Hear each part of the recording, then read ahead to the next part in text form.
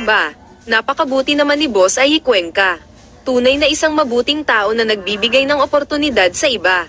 Sana ay lalo pang umunlad ang kanyang negosyo bilang pasasalamat sa kanyang kabutihan. Ang ganda naman ng kwento ni Tatay Bunsoy at Ethan Pocateng. Napakaganda ng samahan nila at ang determinasyon ni Ethan na makapagtapos ng pag-aaral.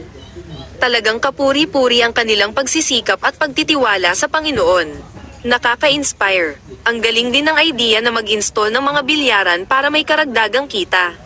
Sana nga marami ang makatulong sa kanila.